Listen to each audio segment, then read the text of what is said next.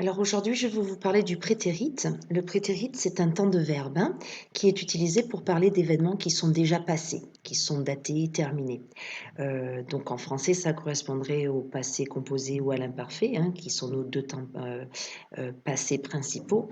Mais attention, on ne peut pas dire que le prétérit correspond spécifiquement au passé composé ou spécifiquement à l'imparfait. Il faut garder en tête que le prétérit, c'est un temps passé, mais ça ne correspond pas forcément directement ni au passé composé ni à l'imparfait en français. Donc le prétérit, nous l'avons déjà vu pour le verbe être. Donc le verbe to be. Okay. Nous savons déjà le conjugué. I was, you were, he was, she was, it was, we were, you were, they were. Okay. Et nous l'avions vu par exemple quand on comparait le vieux pirate avec le jeune pirate. When he was young, the pirate was handsome. Quand il était jeune, le pirate était très beau. Nous avons aussi vu le prétérit de be quand on essayait de dire il y avait, par exemple quand on décrivait un drapeau. There was a skeleton, there were a lot of bones. Okay? Donc pour ça, on met there et ensuite on met le verbe être au prétérit. Et ça veut dire il y avait. Donc on dit there was quand c'est suivi de singulier, there was a skeleton, ou alors quand c'est suivi du pluriel, c'est there were. There were a lot of bones, il y avait beaucoup d'os. Okay. Pour les questions avec le verbe to be, avec le verbe être, c'est assez facile. Pour les questions, il suffit de mettre was ou were, le verbe être, donc avant le sujet. Was he a pirate? Et pour les phrases négatives, c'est facile aussi avec le verbe to be, avec le verbe être, parce qu'on peut tout simplement mettre not après was. He was not very kind. He wasn't very kind. OK. Donc dans le texte Blackbeard, nous avons vu d'autres verbes. Donc regardez le texte et relevez-le, c'est ce que nous avons fait. Et qu'est-ce qu'on remarque quand on regarde tous ces verbes? Voici la liste des verbes qui sont au prétérit. Donc nous avons he was, he had, he wore, he attacked, he set fire, he joined the crew, he became a captain, he captured a ship, he stole their treasure, they buried the treasure, they shot him, they cut off his head. Donc, quand on regarde cette liste de verbes, on se rend compte qu'en fait, il y a deux sortes de verbes. La première sorte de verbes, ce sont ce qu'on appelle les verbes réguliers. Donc, ces verbes réguliers, quand ils se mettent au prétérit, ils prennent juste la terminaison ed. Donc ici, nous avons attack, he attacked, on rajoute le ed, join, he joined, capture, he captured. Okay. Les autres verbes ici sont considérés comme des verbes irréguliers. Ces verbes irréguliers, nous n'avons pas le choix, vous allez les apprendre par cœur. Je vais vous donner une liste d'ailleurs où il va y avoir l'infinitif du verbe, donc le verbe non conjugué, le verbe au prétérit et une troisième colonne qui s'appelle le participe passé qu'il faudra apprendre pour l'instant, mais vous ne saurez pas trop pourquoi. D'accord? Donc je vous donnerai une verbe de verbe irrégulier assez rapidement. Mais donc le verbe être, le verbe be, au prétérit devient was, were. Le verbe have, avoir, had. Le verbe porter des vêtements, wear, ça devient wore. Set, ça ne change pas. Set fire au passé, c'est set fire. Become, qui veut dire devenir, c'est became. Shoot, qui est tirer, c'est shot.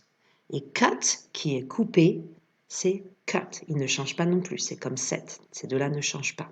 Voyez? Donc, il n'y a pas d'autre moyen que d'apprendre le prétérit de ces verbes par cœur. Ce sont les verbes irréguliers.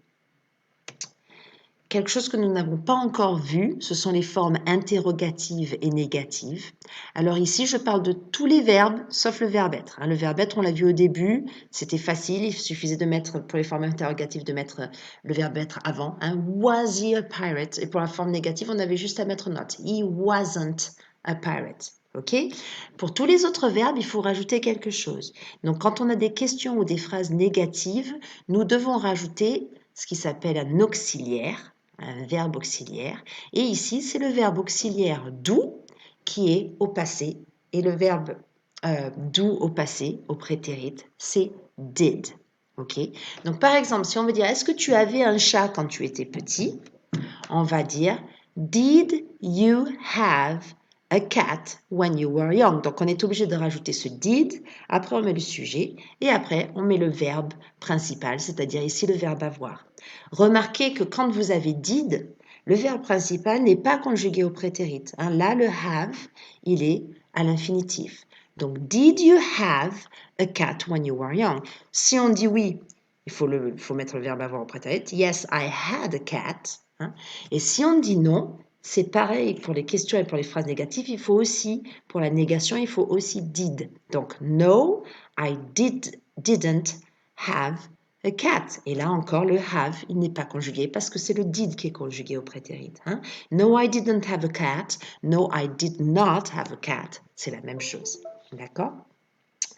Si on continue, ici, je vous ai mis sur cette fiche la leçon qui est à copier sur le cahier. Bon, alors pour cette leçon, vous allez mettre le titre. Hein, le titre, vous allez mettre Blackbeard et beard et le prétérit entre parenthèses. Et pour la grammaire, vous allez être content, ça ne va pas demander beaucoup d'efforts. Vous allez prendre les étiquettes, vous savez ces étiquettes autocollantes là, qui est à la fin du workbook. Donc vous choisissez l'étiquette 11 et 12 qui sont intitulées be au prétérit et la deuxième étiquette c'est raconter une histoire au passé, le prétérit. Et là, c'est un petit résumé très simple de comment on utilise le prétérit. Hein? Ensuite, deuxième partie de la leçon, là ça va vous demander du travail.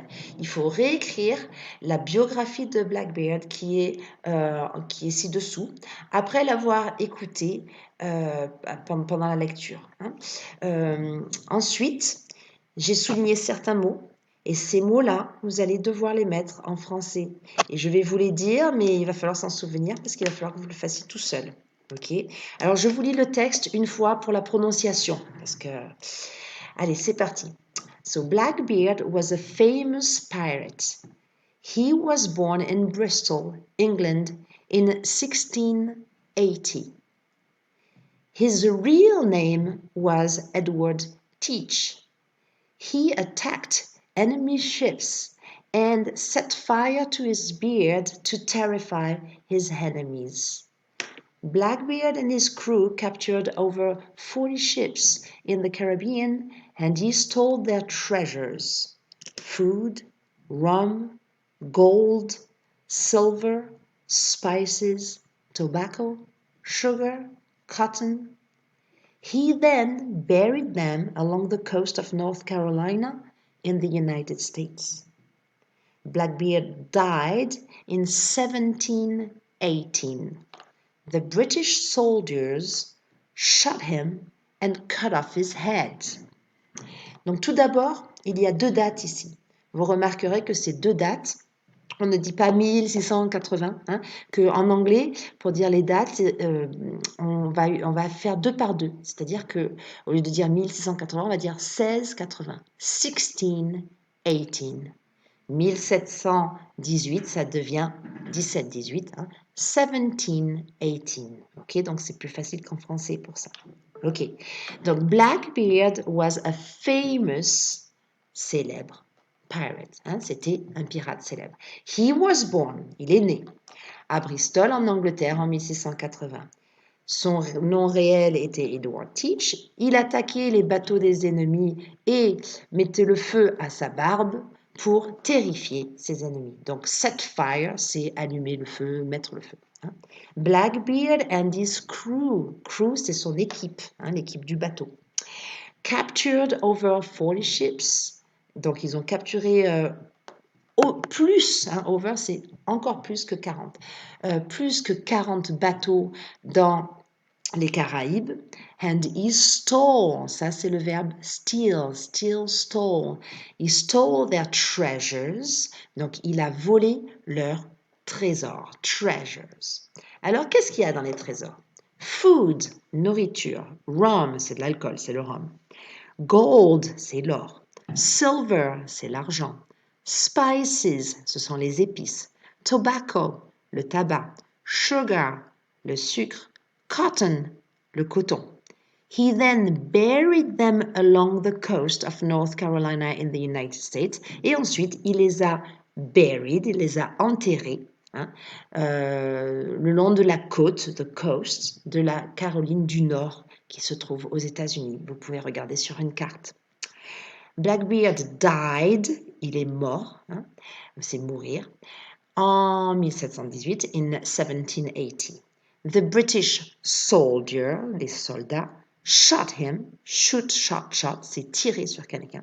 They shot him and they cut off his head. Cut, c'est couper. Cut off, c'est ils ont coupé sa tête. Ok? Voilà. Quand vous regardez les trésors, un petit peu d'histoire ici, c'est un petit peu ce qui était échangé entre l'Europe, les États-Unis et aussi l'Afrique. Donc, c'est-à-dire que c'était des choses qui étaient échangées d'un pays à un autre. Donc, voilà, vous avez peut-être vu ça en histoire. Ok, donc je vous laisse écrire la leçon et je vous la laisse l'apprendre par cœur également. Bon courage et à bientôt. Au revoir.